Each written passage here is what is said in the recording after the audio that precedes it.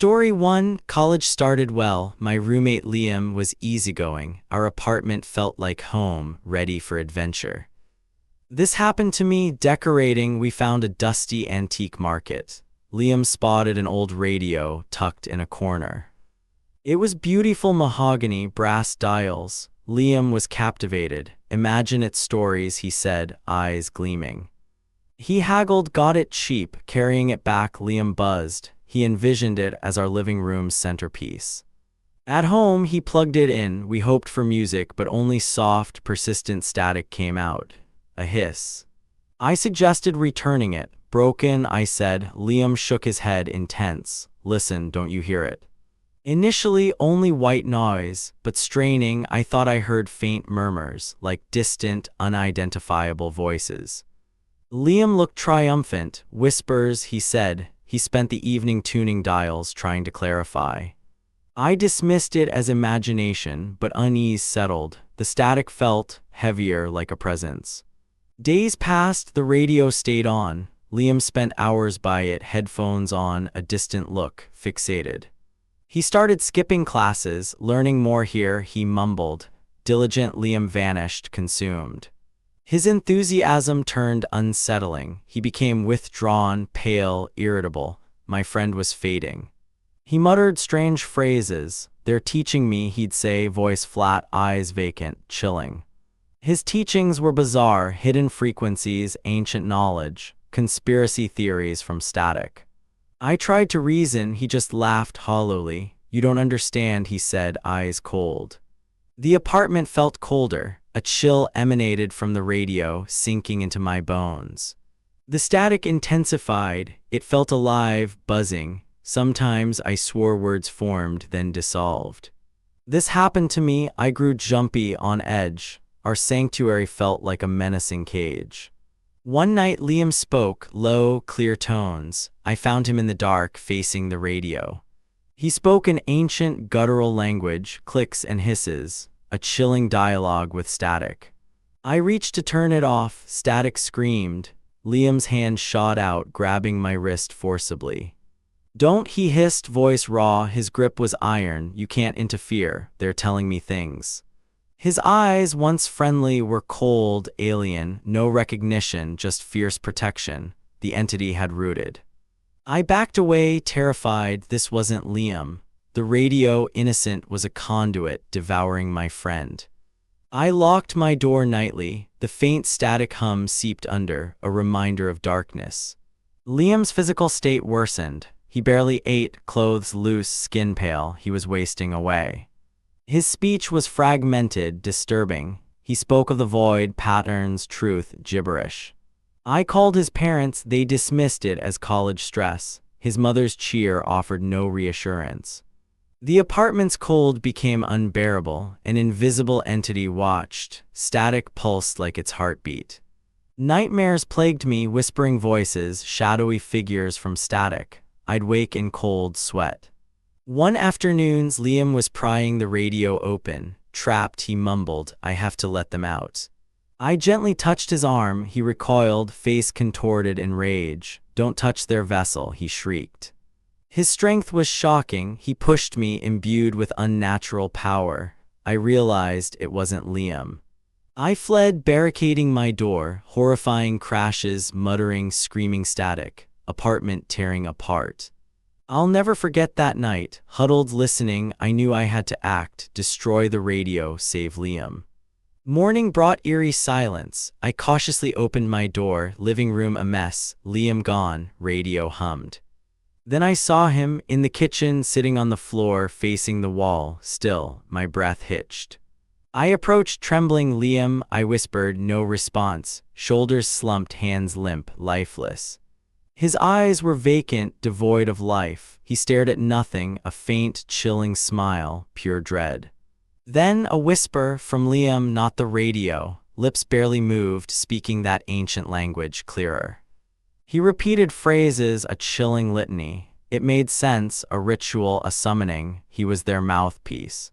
Then the horror, he spoke my name, followed by the next vessel. My blood ran cold. They wanted me. Desperate adrenaline surged. I knew my task. The radio must be destroyed, whatever cost.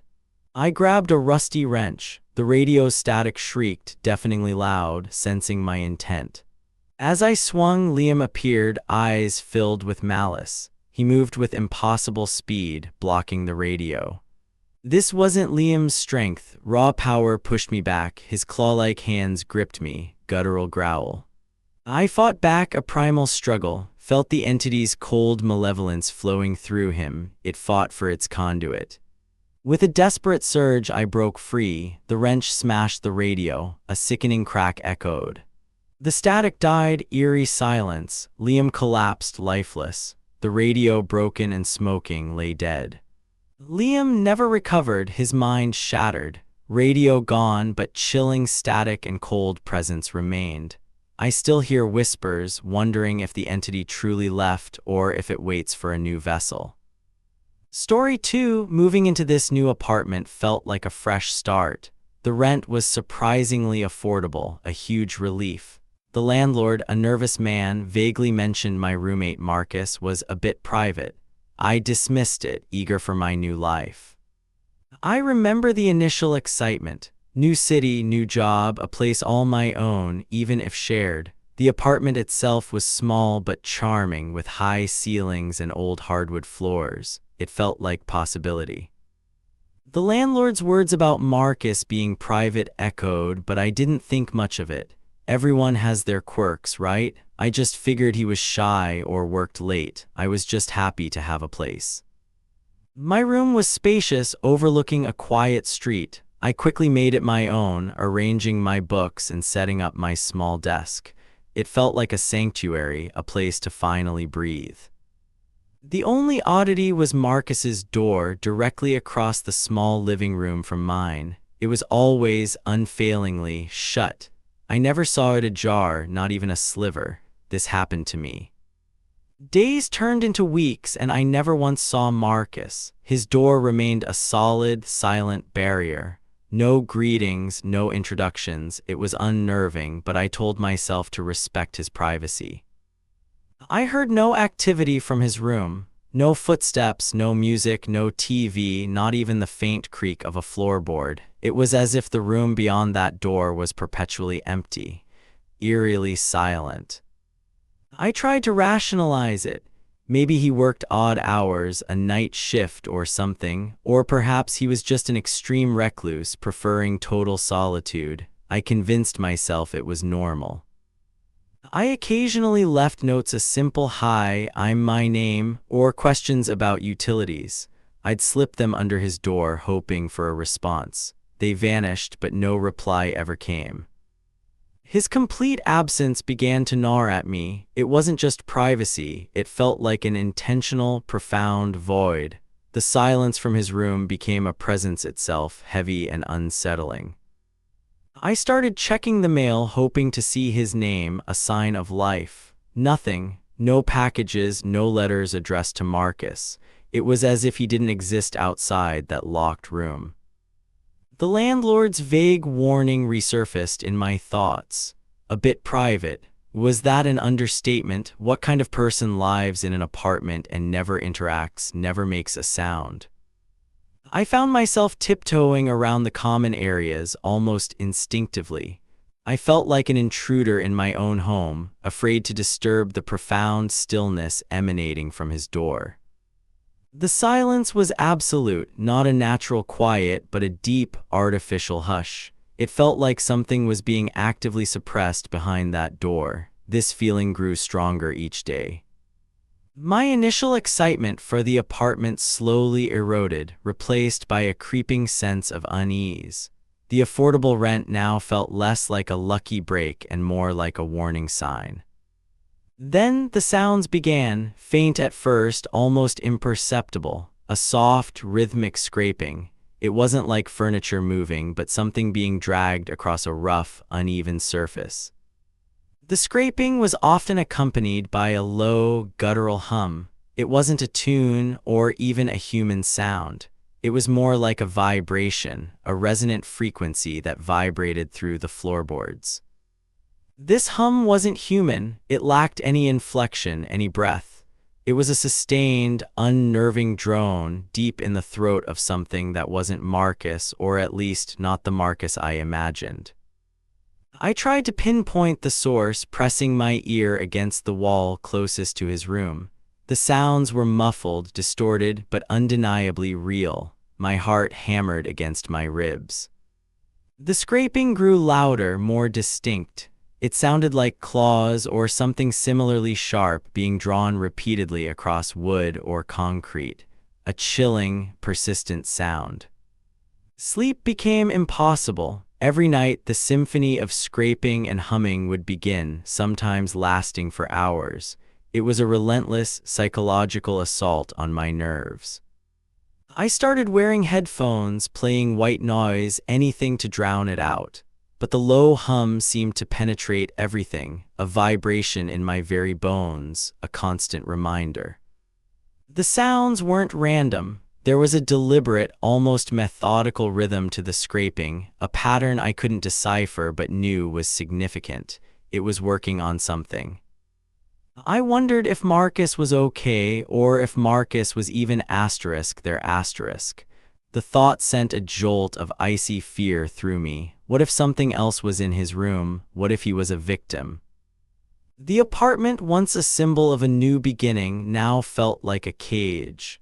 Every night, the sounds from that room amplified my dread, turning my sanctuary into a place of terror. My attempts to knock or leave notes had long since ceased. One evening, as I walked past Marcus's door, I noticed something profoundly wrong. It wasn't just locked. The door frame, usually a neat rectangle, appeared subtly warped, not like old wood settling, but as if something immense had pressed against it from the inside, distorting its shape. The gap between the bottom of the door and the floor had shrunk almost completely. It wasn't just swelling, it looked like it was filled, sealed by an unknown organic material. This wasn't a weather strip or a draft stopper. This was something alive, or once alive, now solidified, fusing the door to the floor. It was impossible, horrifyingly so. I knelt, heart pounding, trying to touch it. My hand recoiled before I made contact. The material seemed to pulsate faintly, almost breathing. I couldn't explain it. This happened to me. The realization hit me with the force of a physical blow. The door wasn't just locked, it was sealed. From the inside, by something that wasn't human, using methods I couldn't comprehend. Panic began to set in. Marcus was either gone or he was part of this. The landlord's casual warning now felt like a desperate plea, a hint at the unspeakable truth. I tried to call the landlord, my fingers fumbling on the phone. It rang once, then disconnected with a burst of static. The apartment felt like it was actively resisting my attempts to reach out. The hum and scraping intensified, no longer faint. They were now a constant, oppressive thrumming, a background score to my escalating dread. There was no escape in silence. I felt trapped. The apartment was no longer my home. It was a cage with a monster in the next room, slowly, deliberately, working on something unimaginable behind that impossibly sealed door. A sickly sweet, metallic odor began to seep into the apartment. It was faint at first, then grew stronger, cloying and nauseating, like old blood mixed with something chemical, something alien. The scraping and humming reached a fever pitch, sometimes joined by wet, slapping sounds, like something large and heavy repeatedly hitting a damp surface, or flesh. It became impossible to sleep. The smells, the sounds, they were everywhere. My mind raced, imagining grotesque forms, unholy rituals, all behind that grotesque barrier. I was constantly on edge. I started feeling constantly watched, even when alone. A prickling sensation on the back of my neck, a fleeting shadow in my peripheral vision. I knew something was observing me. The sense of dread was overwhelming. Every shadow held a threat. Every creak of the old building sent shivers down my spine. The apartment was no longer just a place, it was an entity. The air in the common areas felt heavy and cold, regardless of the thermostat. A chilling, oppressive cold that seemed to emanate directly from Marcus's room, permeating everything. Objects in the living room occasionally shifted slightly when I wasn't looking directly at them. A book on the shelf, a picture frame on the table, just enough to make me doubt my sanity. My phone battery drained unusually fast, even when fully charged.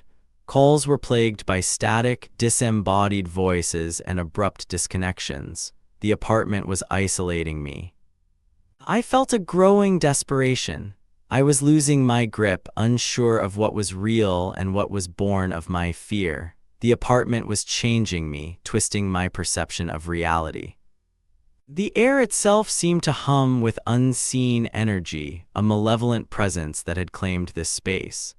I was merely a temporary, terrified guest in something far older and more sinister. Driven by terror and a desperate need to understand, I pressed my ear against the impossibly sealed door. I needed to know. The cacophony inside was unimaginable. A high-pitched chittering, a deep, resonant thump-thump like a monstrous heart. Then, a voice, not Marcus's, whispering my name from directly behind the wood. It was distorted, ancient. A wet, tearing sound erupted from inside the door itself, as if something was trying to push through the organic seal, breaking its way out. The wood groaned, splitting. I screamed. I fled the apartment in a panic, leaving everything behind. My keys, my phone, my entire life. I didn't care. I just ran, the inhuman whisper echoing in my ears, the tearing sound a nightmare. The image of that impossibly sealed door, the alien voice, it haunts me still. I never contacted the landlord or the police, terrified of what they might find or what might still be waiting. I still wonder if Marcus was a victim or a willing participant in opening that door. Story 3, moving in with Mark, my best friend, was a dream. Excitement filled our first apartment. This felt like the start of everything good, a new chapter for us both. Our bond was unbreakable, forged over years of shared laughter and late-night talks. We envisioned countless more memories within these new walls, our sanctuary, our shared future. We spent days decorating, making plans, dreaming about our futures. The apartment wasn't just a place, it was a symbol of our shared journey, our independence from home. Everything was perfect, a fresh beginning. We were inseparable, ready to conquer the world, or at least our small corner of it together always. Life was simple, full of optimism. We'd toast to new beginnings, oblivious to the insidious darkness waiting to unravel it all, piece by chilling piece. Then the little things started. My keys, always on the hook by the door, would vanish, only to reappear minutes later on the kitchen counter. I'd shrug it off. Mark noticed it too. His phone charger, left by his bed, would sometimes turn up in the living room. Must be losing our minds, we'd joke uneasily. A book would slide off the shelf without a tremor, landing softly. A glass would clink softly in the dead of night. We attributed it to old building quirks. A faint metallic smell sometimes wafted from the hallway, then vanished. Like old copper or blood, a strange, fleeting scent that made me pause. We'd find items slightly out of place, a remote upside down, a picture frame askew. Sleepwalking Mark, I once teased, but he just shook his head. These were minor anomalies, easily dismissed. We were young, busy, and too happy to dwell on such trivialities, pushing the oddness aside. Yet a tiny seed of unease was planted. A fleeting moment of confusion when something wasn't where it should be, a flicker of doubt. The apartment felt different sometimes, a subtle shift in the air, a colder spot in a warm room. We blamed drafts or our imagination. We'd occasionally catch each other staring blankly, trying to recall if we'd moved something. A shared, silent question hung between us. This was our home, our sanctuary. We never imagined these small shifts were the first tremors of something far more sinister, something watching us. The incidents grew bolder. Mark's wallet, left on his dresser, once appeared neatly tucked into my sock drawer. My heart skipped a beat, then pounded. I found my favorite coffee mug, the one with the chipped rim, shattered in Mark's trash bin. He swore he hadn't touched it, his denial too quick. An uneasy silence began to settle between us. The jokes about quirks stopped. We started exchanging wary glances, searching each other's eyes. "Did you move my jacket?" Mark asked, his voice tighter than usual, laced with suspicion. I denied it, feeling a prickle of defensiveness. "My laptop charger went missing for a day, only to turn up coiled under Mark's pillow." He looked genuinely surprised, but I saw a flicker of guilt. We started blaming each other, subtly at first. "Are you sure you put it there?" It became a common refrain, loaded with unspoken meaning. Trust, once implicit, began to fray. Each misplaced item, each shattered object became a silent accusation, chipping away at our bond. The apartment, once a haven, now felt like a stage for unseen mischief. We started checking on our belongings obsessively every day. "I didn't do it, Alex," Mark insisted after my headphones vanished. His eyes held a flicker of suspicion, mirrored in my own. This wasn't just forgetfulness anymore, this was deliberate. But by whom? The question hung heavy in the air, a suffocating presence. Then came the whispers, faint, indistinct murmurs, always from the next room, always when I was alone, chilling my blood. I'd hear my name, a soft, sibilant sound just at the edge of hearing. I'd call out for Mark, but he'd be nowhere near, only silence. "Did you hear that?" Mark asked me one evening, his face pale, eyes wide. He swore he heard someone talking in his room, not me. We both denied it vehemently. Neither of us wanted to admit we were hearing things. The implication was terrifying, a sign of madness. The paranoia grew. I started believing Mark was deliberately trying to mess with my head, playing cruel, elaborate pranks on me. He must have thought the same of me. Our conversations grew strained, filled with unspoken accusations, sharp edges. I started locking my bedroom door at night, a habit I'd never had. The whispers seemed to press against it, scratching softly.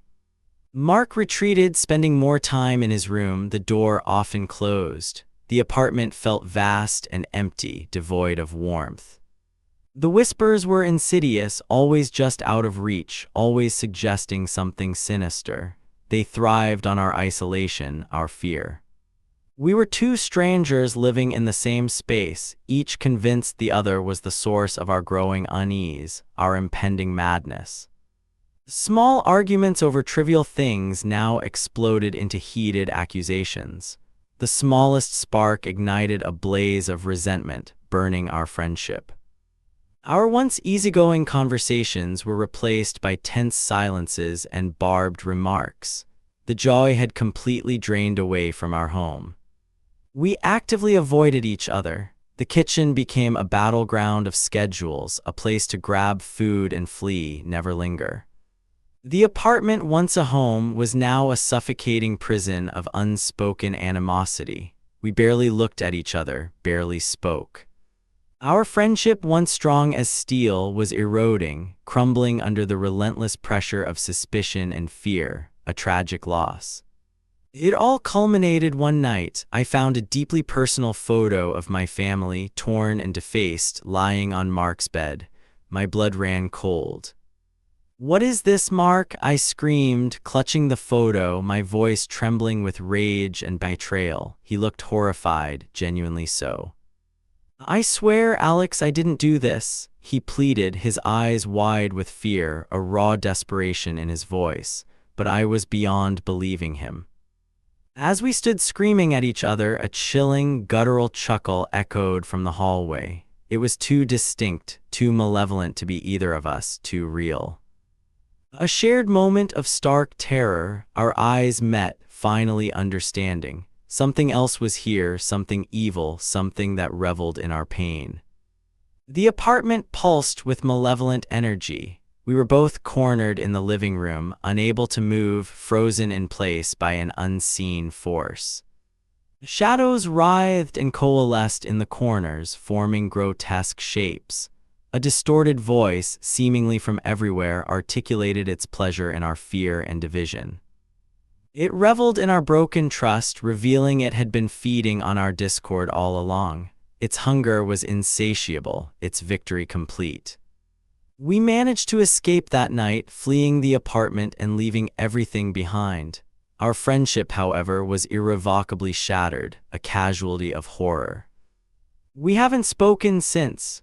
I still feel its presence sometimes, a cold whisper at the edge of hearing, a constant reminder that some entities thrive on human brokenness. Story 4. This happened to me. I was so excited, finally moving into my own apartment. It was a new chapter, a fresh start. The city hummed with possibility, and I felt a sense of exhilarating independence. This was my space. I met Alex, my new roommate, on moving day. He was quiet, unassuming, with a polite smile. He seemed perfectly normal, perhaps a bit reserved. We exchanged pleasantries, and I thought this could work. Settling in took a few days. My room was cozy, and the shared living space was decent. Alex mostly kept to himself in his room, which suited my initial need for solitude. Everything felt promising. Alex's quiet nature initially seemed like a blessing. No loud parties, no drama. He was barely noticeable during the day. I appreciated the calm, thinking I'd struck gold with a low-key roommate. Our interactions were brief, mostly in the kitchen. He'd nod, maybe offer a small comment about the weather. He appeared utterly ordinary, a typical young professional. My initial impression was one of comfortable normalcy. Then the nocturnal habit started. It began subtly, a faint sound of scrubbing late at night. I'd wake up, confused, then drift back to sleep, dismissing it as Alex being a night owl. The scrubbing became more pronounced. A vigorous, almost frantic sound, usually between 2 a.m. and 4 a.m. It was too regular to ignore, too intense to be just tidying up after a late snack. Accompanying the scrubbing was the constant running of water, taps on full blast for long stretches. It sounded like he was washing down an entire room, not just a few dishes. Then came the odors. The first was a sharp, pungent chemical smell like industrial cleaner. It seeped under his door into the hallway and sometimes even into my room. It was unsettling. I tried to rationalize it. Maybe Alex was an obsessive cleaner, a germaphobe. Some people are like that, right? I told myself it was just a peculiar quirk, nothing to worry about. But the odors intensified. They were no longer sporadic, they were a nightly occurrence. The apartment often reeked by morning, a testament to Alex's mysterious nocturnal activities. I started waking up precisely when the sounds began. My body seemed to anticipate them. The quiet apartment would suddenly fill with the frantic sounds of scrubbing and rushing water. I couldn't shake the feeling that this wasn't just cleaning. The sheer volume of water, the intensity of the scrubbing, the powerful chemicals, what exactly was he cleaning with such fervor every night? The distinct smell of bleach became a constant. It was overpowering, burning my nostrils. It was the kind of smell you associate with sanitizing something deeply, something unhygienic. A growing unease settled over me. The apartment no longer felt like a fresh start. It felt like a stage for something I didn't understand, something hidden behind Alex's locked door. Then the smells intensified, evolving into something far more sinister. The bleach was still there, but now it mingled with new, disturbing undertones. It was a cocktail of dread. A metallic tang began to permeate the air, a coppery scent that clung to the soft furnishings. It was unmistakable, something I instinctively recognized as blood, though I fought the thought. Worse still was a sickly sweet undertone, cloying and heavy. It reminded me of something decaying, something organic trying to be masked. It made my stomach churn. The sounds also changed. One night, a muffled thud jolted me awake. It was heavy, impactful, definitely not a dropped book or a cleaning supply. It sounded like something hitting the floor with force.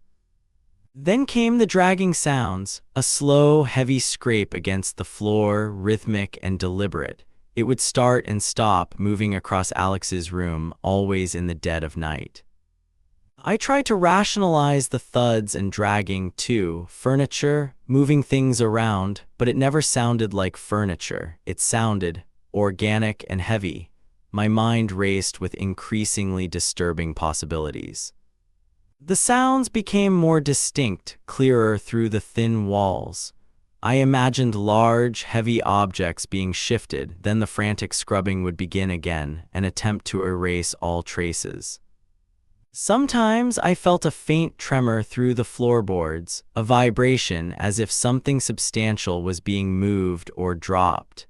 It was a physical confirmation of the unsettling activities next door. My sleep became fragmented, haunted by the nightly symphony of horror. I dreaded going to bed, knowing the sounds would inevitably begin, pulling me into a waking nightmare. A creeping sense of dread consumed me. The apartment, once a sanctuary, now felt like a cage. I was living alongside a mystery, one that felt increasingly sinister and dangerous.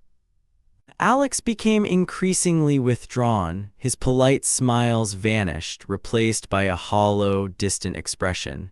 He moved like a ghost, avoiding eye contact, barely acknowledging my presence. His eyes were always tired, bloodshot, with dark circles beneath them. They held a haunted, evasive quality, never meeting mine directly. It was the gaze of someone carrying a heavy, terrible secret. When I tried to ask about his late hours, he'd offer vague, dismissive answers, just working or busy with a project. His voice was flat, betraying no real information. His room was always locked without exception. Even if he just stepped out for a moment, the click of the lock would follow. It was a barrier, physically and emotionally, between us. The freelance work explanation became his standard reply. It was a convenient excuse for his odd hours and the strange noises, but the more he said it, the less believable it became. One morning, a faint reddish-brown stain marred the hallway carpet right outside Alex's door. It was small but unmistakable. My blood ran cold. The color was an unusual dull reddish-brown, not like spilled coffee or dirt. It was the color of old, dried blood. My stomach clenched. It was exactly the metallic hue I'd smelled. Despite Alex's meticulous nightly cleaning, this stain remained. It was a terrifying oversight, a clue he had missed. It solidified my worst fears, making them tangible. Later, I found a new, heavy-duty tarp in the shared storage closet. It was thick, opaque, the kind used for construction or covering something substantial. It hadn't been there before. The tarp was too big for any household use. Its mere presence, coupled with the stain and the smells, screamed cover-up, a chilling piece of a horrifying puzzle. Driven by a growing dread, I knew I had to find answers. I couldn't live with the uncertainty. My safety, my sanity, depended on uncovering the truth, no matter how grim. The next day, Alex left for an unusually long period. This was my chance. My heart pounded, but I knew I had to enter his room. This was my only opportunity. With trembling hands, I picked the lock. It was surprisingly easy. The door creaked open, revealing a room that smelled faintly of disinfectant and something else, something metallic. I stepped inside, my breath catching in my throat. My eyes scanned the room, searching for anything out of place. Then I noticed it, a loose floorboard near the corner, slightly raised. My fingers shook as I pried it open. It came up easily, revealing a dark, shallow space beneath. A cold dread washed over me, a certainty that I was about to find something horrific. My eyes adjusted to the gloom. Inside the hidden compartment, a nightmare unfolded. The contents were beyond anything I could have imagined, pure, unadulterated horror. There, nestled amongst other items, was an industrial-grade bone saw. Its serrated edge gleamed dully, stained with what could only be dried blood. It was heavy, chillingly professional. Beside it were rolls of heavy plastic sheeting, identical to the tarp in the closet. These were not for painting, they were for containment, for prevention, for obscuring something gruesome. And then the personal items: a worn leather wallet, a silver watch, a small, intricate locket. None of them belonged to Alex. They were trophies, souvenirs from his freelance work. The horrifying truth crashed over me. Alex wasn't just a meticulous cleaner, he was a monster. The midnight chores, the smells, the sounds, they were all part of a gruesome routine. I was living with a serial killer. Just as the realization solidified, I heard it, the distinct click of Alex's key in the lock of the apartment door. He was home. My blood ran cold, terror seizing my entire being.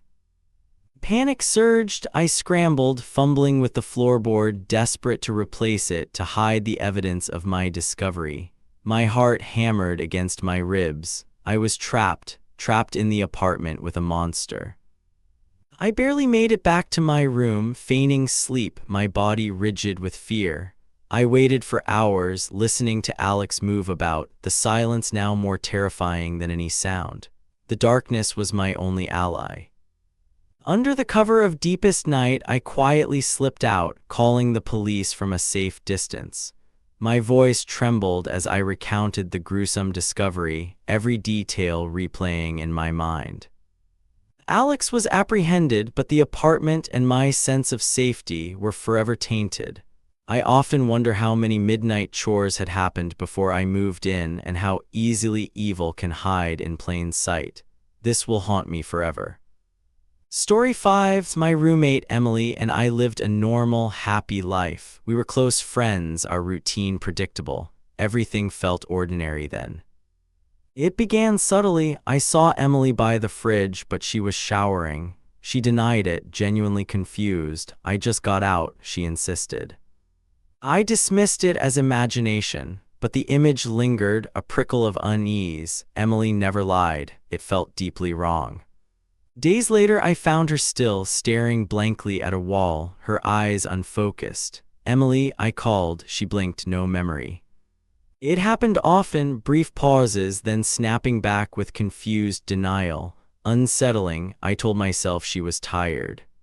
One evening, I heard her talking in her room. The voice was off, deeper, strange. When I knocked, she sounded normal. I shook it off, but oddities accumulated, subtle shifts in behavior. A wrong word, a strange glance. I felt watched. I started observing her. Was I imagining things, hyper-aware, looking for problems? My thoughts spiraled, feeding paranoia. Then it became undeniable. I saw Emily leaving for work, backpack slung, heading to the elevator. I locked the door. But her voice called from asterisk inside asterisk the apartment. Forgot my keys. I spun. There she was. My blood ran cold. I stared. The Emily in the living room asked, "Everything okay?" I stammered, "Why, yeah, just forgot something." My heart pounded. I rushed out, mind reeling. Two Emilys? Impossible. A hallucination, yet the image was seared into my memory. I started avoiding her. The apartment felt less like home, more like a trap. Constantly on edge, listening, watching. The other Emily began subtle manipulations. "Are your friends really good for you?" she'd ask, with a casual air. She'd discourage me from going out, suggesting we relax at home. Her suggestions felt like isolation. My friends noticed too. Emily gave me the strangest look, one said. Her laugh was off. My paranoia grew. I set up tests. I'd leave a specific book, checking its position later. I asked loaded questions, referencing shared events. Her answers were often a fraction off, a wrong nuance. Discrepancies continued, worsening. Misplaced items, forgotten conversations. My sanity felt like it was fraying. I slept with a light on. Every creak, every shadow sent my heart racing. Was she watching? Hostile. I tried to reach the real Emily in my mind. Where was she? Trapped, dead, a cold, sickening knot. One afternoon, a note on my door, supposedly from Emily, but I had just seen her car in the parking lot. My hands shook, a blatant lie. I pushed the door, calling her name, no answer. The apartment was silent. I walked through each room, nothing. Then Emily emerged from her bedroom, yawning. "Oh, you're home," she chirped. "I thought you were out," I trembled. "The notes," she blinked. "What note? I've been napping." Her denial was too smooth. I pointed to the parking lot. "Your car is right there." Her smile faltered. The smile vanished, her eyes empty, a rigid shift. This wasn't Emily. I knew it with chilling certainty. "You've been watching me," I whispered, terrified. "You're not Emily. Where is she?" My voice cracked. A slow, unsettling smile spread. Emily's, but wrong, too wide, fixed like a mask. Her eyes flickered. "Observing," she corrected, voice low, resonant. "Learning." She was inefficient, too many connections. My blood ran cold. Emily was gone. This monstrous imposter had replaced her. It had been here. "Where is she?" I demanded. The imposter tilted its head, mocking, its gaze unnerving. "She served her purpose," it said. "Now you are next," a chilling promise. I scrambled backward, desperate. The apartment felt shrinking. It moved slowly towards me. I tried to scream, but no sound came. Throat constricted by terror, too late, trapped, alone.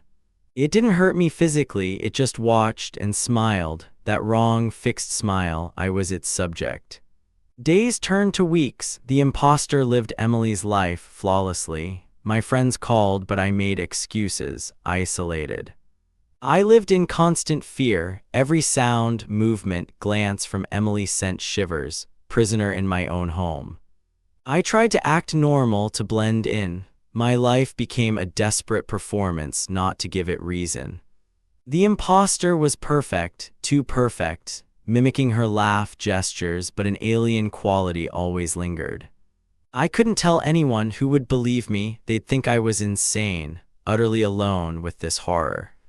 Sometimes late at night I heard whispers, not Emily's, not the imposter's, a faint, distant call for help. Was it the real Emily, trapped within the apartment, or the imposter, horrifying yet a flicker of hope? I searched for clues when it was out, but it was meticulous. No trace of the real Emily remained. My mind played tricks, Emily's genuine smile in a photo, then the imposter's soulless copy, unending horror. I knew it was waiting, watching my weaknesses, learning my patterns, preparing for my replacement, suffocating. Were there others, other doubles, other lives stolen? Was this happening everywhere unseen? I'll never forget the cold dread, my friend gone, replaced, and the chilling certainty I was next. The imposter sometimes looks at me curiously, like a scientist studying a specimen. I am its experiment. I live day by day, waiting for my observation to complete, trapped, fearing the day I disappear.